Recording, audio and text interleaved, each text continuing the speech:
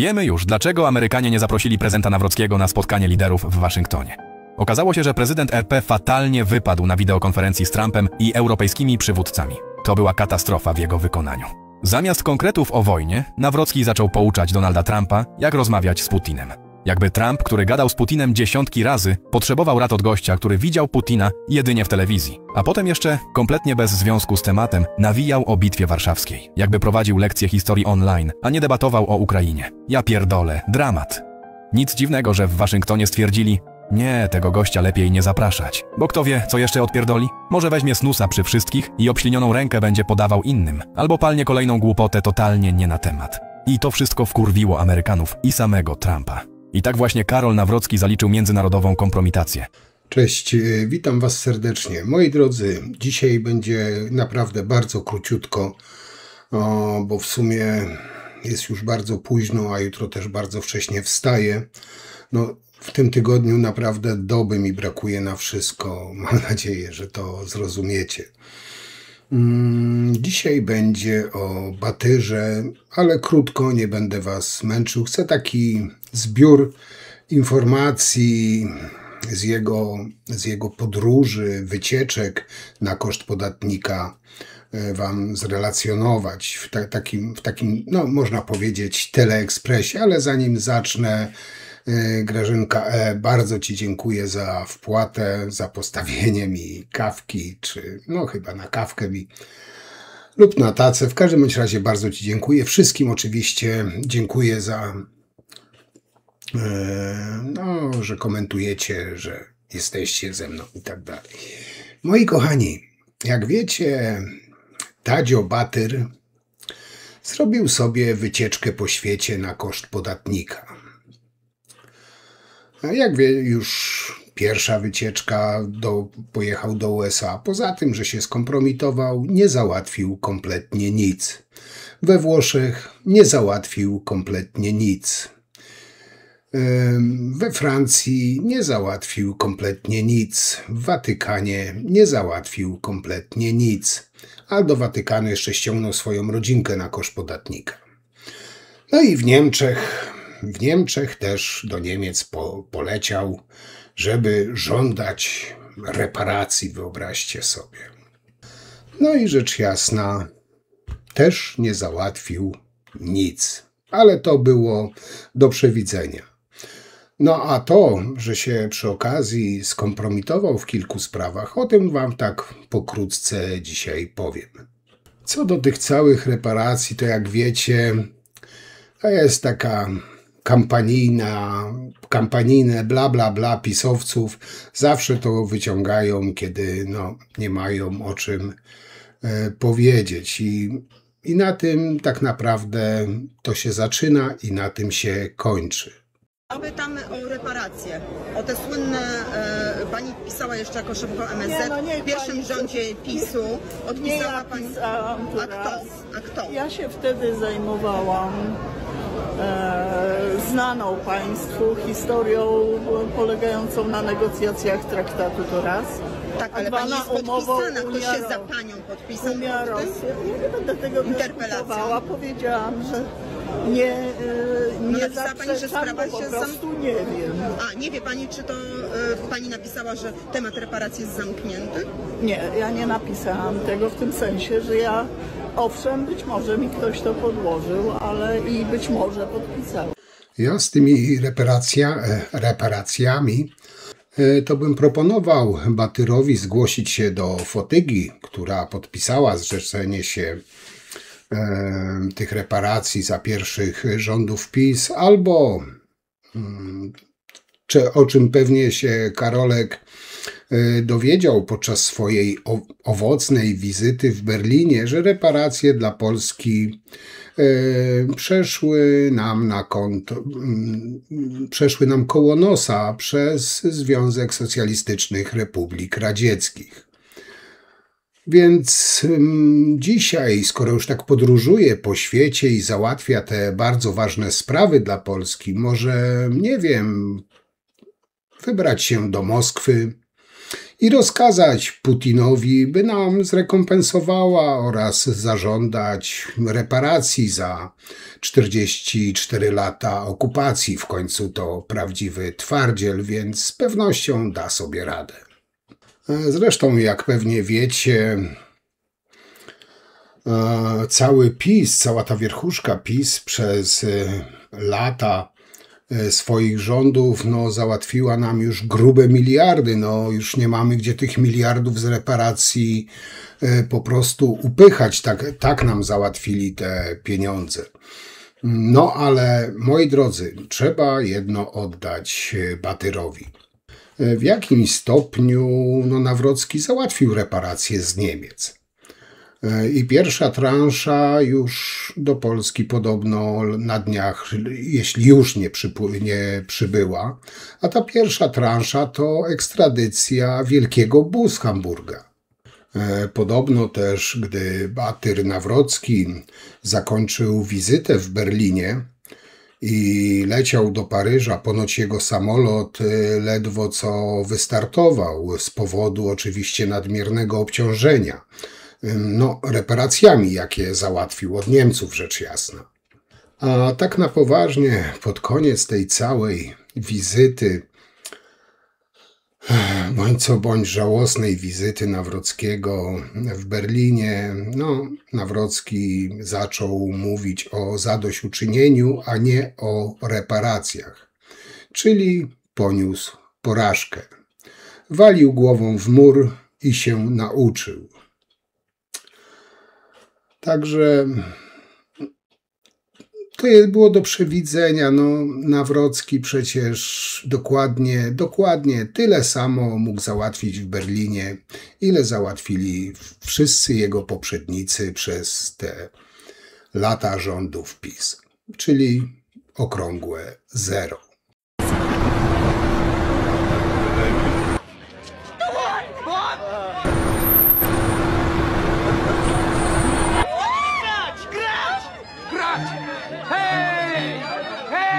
A widzicie, i bym zapomniał na śmierć.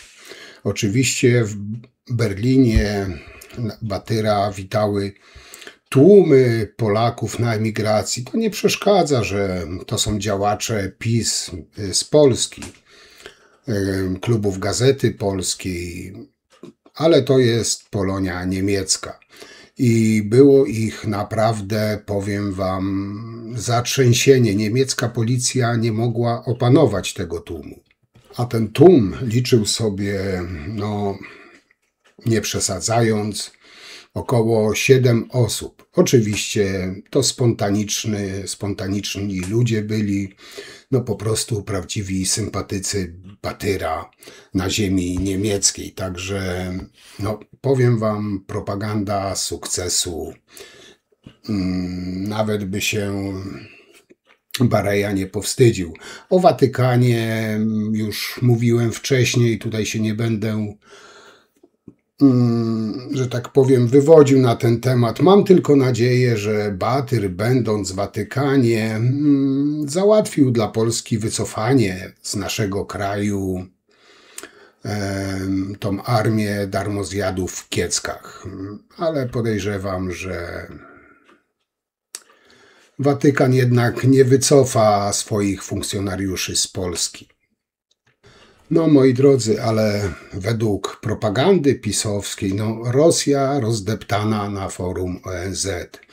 Komisja Europejska zamilkła pod ciężarem argumentów. Nauczka dla prezydenta Macrona. Zdemolowany Tusk. I to wszystko nasz wielki polityk z górnej półki,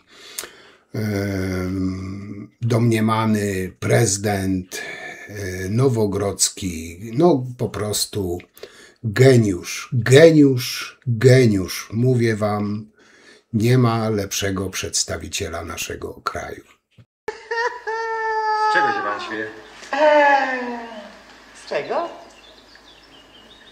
Nie z czego, moi państwo, tylko z kogo? Z was się śmieje, z was! Panie! Milczeć! Sapristi, z was się śmieje, z was! Elita! Elita! Otóż oświadczam wam, że wasz mąż stanu, wasz wielki człowiek, wasz Nikodem Dyzma to oszust, łajdak. Kończąc temat tych załatwianych reparacji, tej wizycie w Berlinie, powiem wam tak, to, że na uroki razem z tą całą, pożal się Boże, prawicą walnęli głową w mur i to z wielkim entuzjazmem, to jest oczywiste. Ale po wizycie w Berlinie nie było nawet takiej zwyczajowej, wspólnej konferencji, czyli nie było o czym mówić.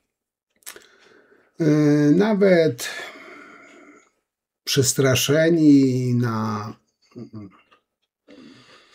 takie dyplomatyczne kontuzje, przestrzeni, przepraszam, na dyplomatyczne konkluzje nie było.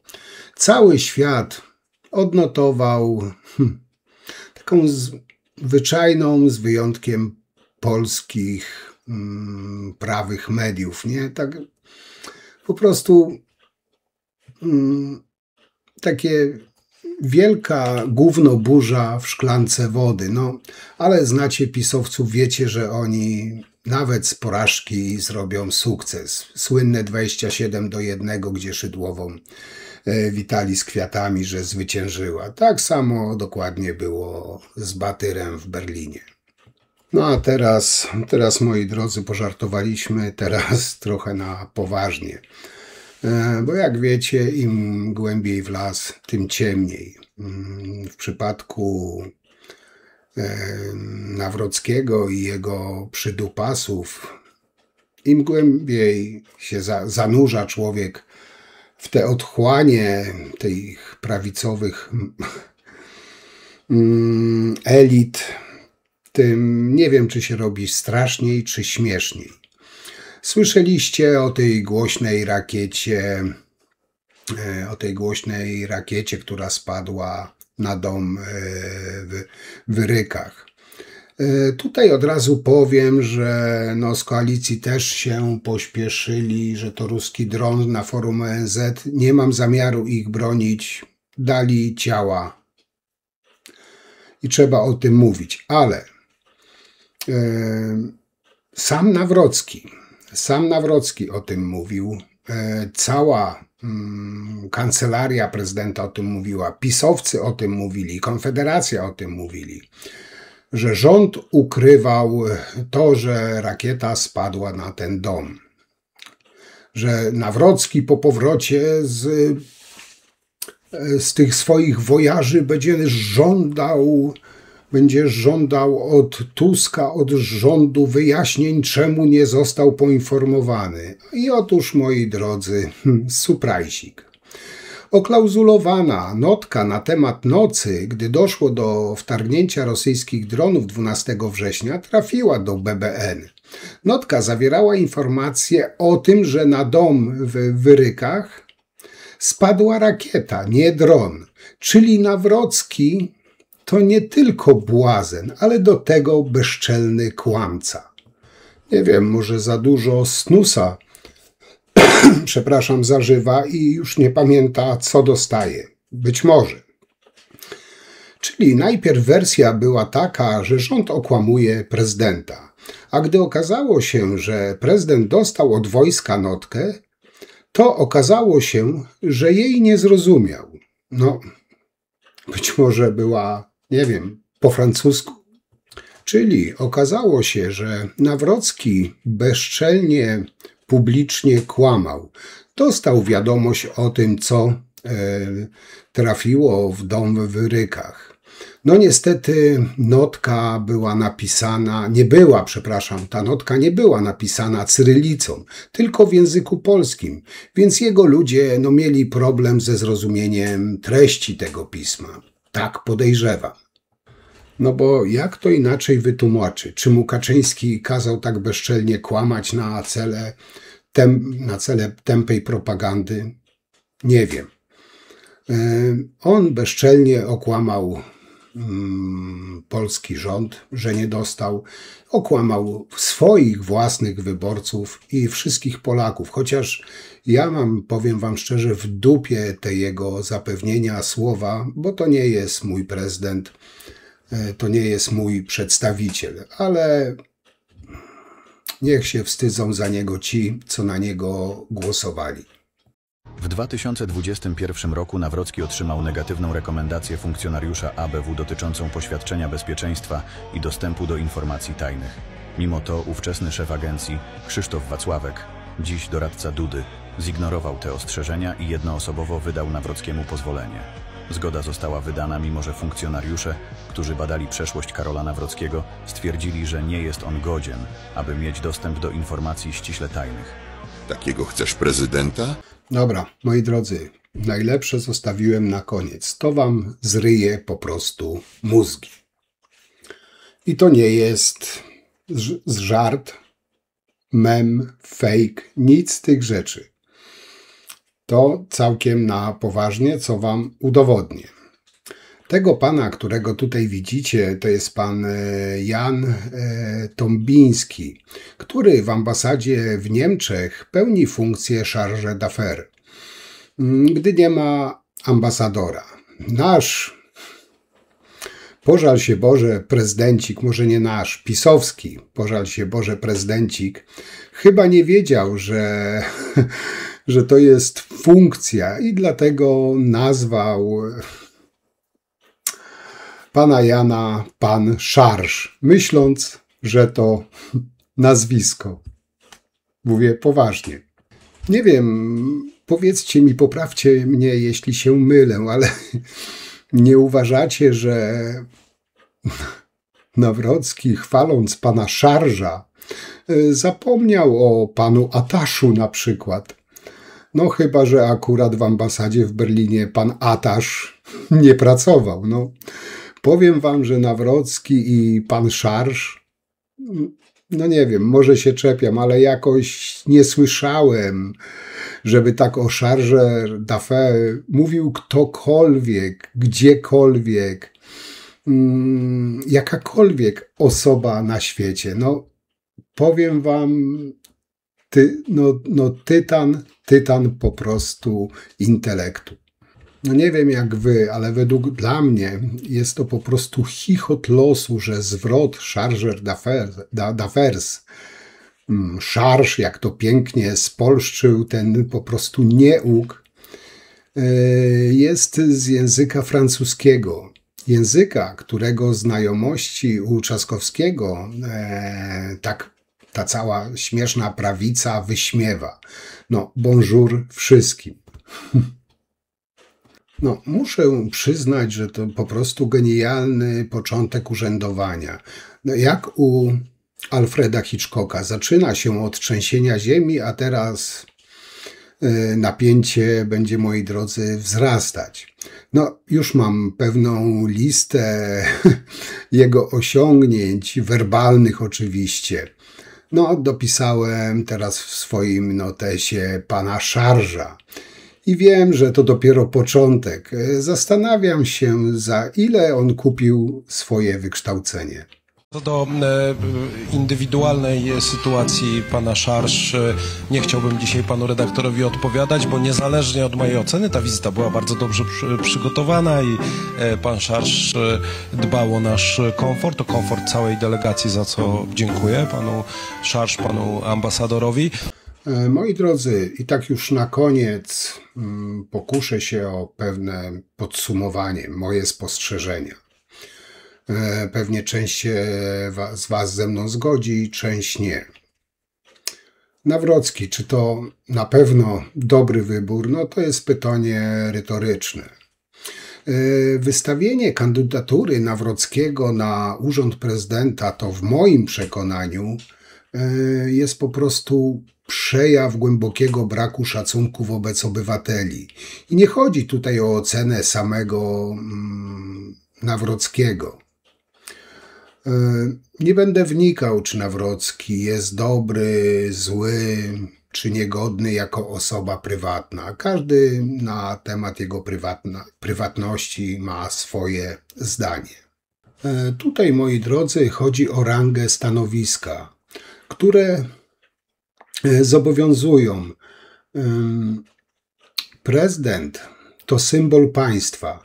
Jego wizytówka na świecie, usposobienie tego, co w narodzie najlepsze. Więc każdy trzeźwo myślący człowiek oczekiwałby więc od człowieka, człowieka na tym stanowisku nieskazitelnego, doświadczonego, władającego językami obcymi, obdarzonego klasą, autorytetem, który nadaje godność urzędowi, a nie ją odbiera. Tymczasem przedstawiono opinii publicznej kandydata, znaczy już nie kandydata, wtedy przed wyborami kandydata, którego życiorys zamiast budzić dumę, wywołuje zakłopotanie, czy naprawdę przez te najbliższe 5 lat tak ma wyglądać twarz Polski?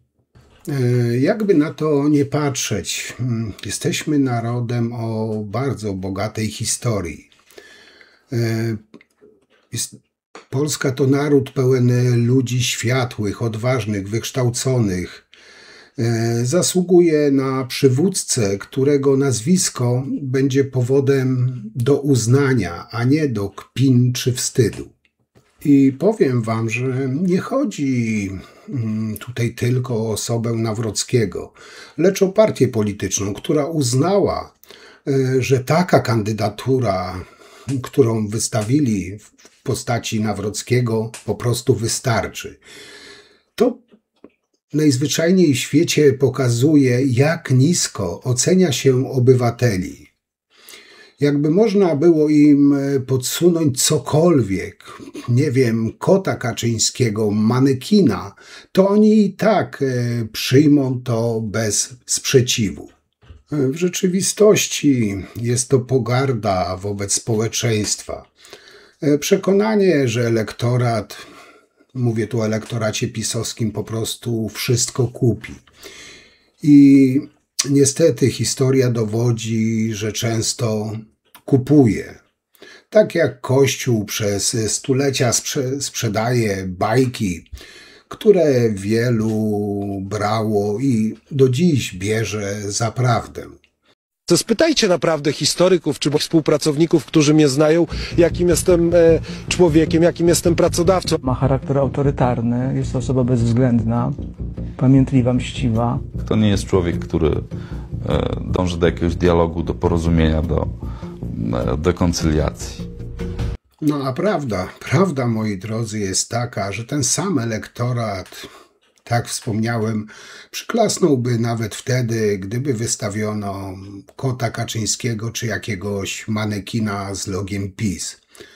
W tym właśnie kryje się największy absurd w naszym społeczeństwie. Bo jeśli ktoś nie potrafi samodzielnie myśleć, albo ślepo wierzy w to, co podsuwają mu inni, tak samo jak wierni ślepo słuchają zambony, rezygnując z własnego rozumu.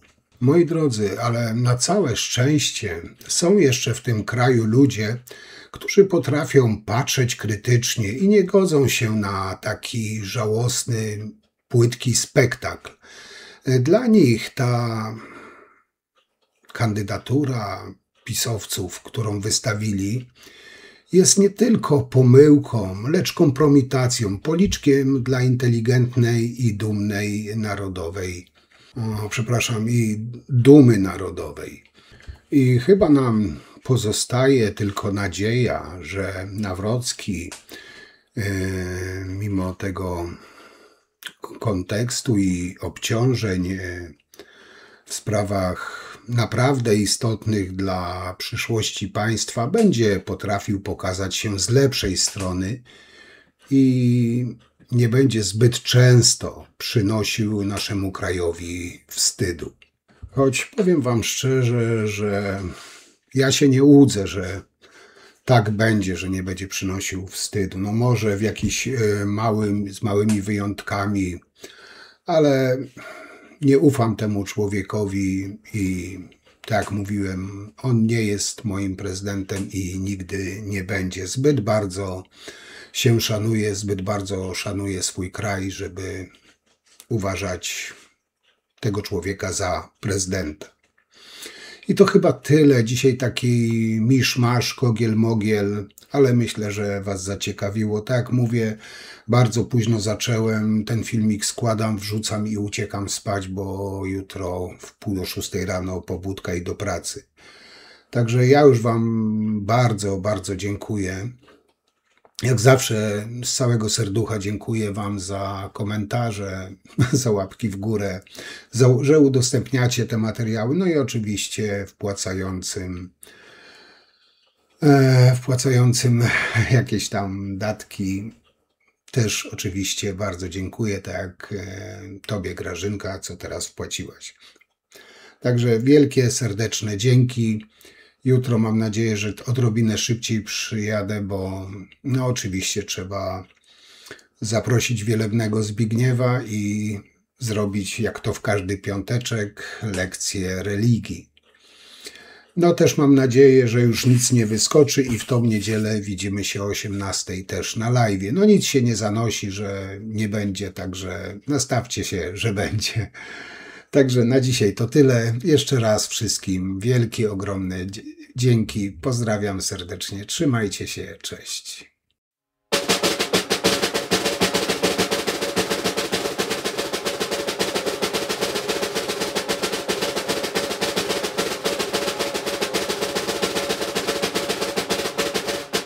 Stawiam na PiS, bo Prawo i Sprawiedliwość też mają sobie poczucie.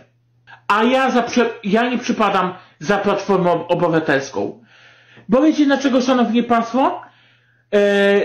Donald Tusk, on wszystko zrobił, żeby dostarczyć węgiel do Rosji. Madzia, a na kogo głosowałaś w wyborach prezydenckich? No oczywiście, jak każdy normalny Polak. Napis na ukochane PiS. PiS ukochany, PiS najcudowniejszy. Pa kochani, kocham was.